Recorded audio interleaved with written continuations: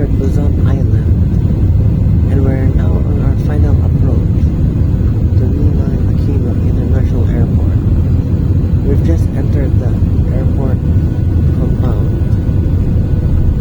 In a few seconds, we'll be landing the Airbus 321. The wings raise up, the spoilers and the ailerons also ascend simultaneously to assist the spoilers in spoileron mode.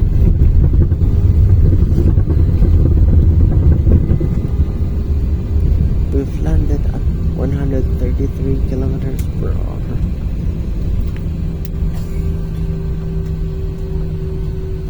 Notice that the airplane leaves the runway instantly, and the ailerons are now acting like flaps in flapperon mode.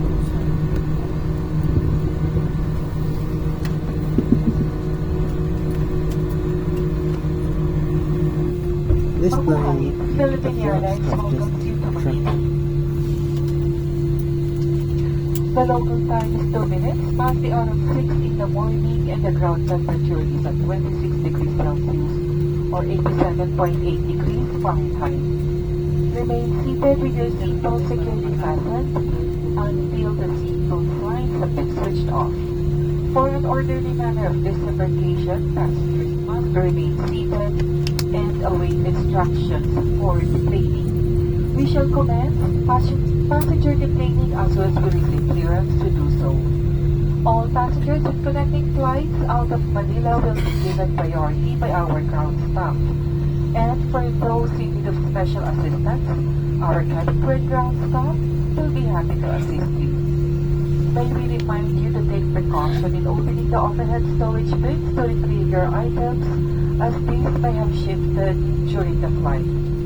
On behalf of Captain Marvin C. and the rest of the crew, thank you for flying Philippine Airlines, jointly operated with Malaysian Airlines.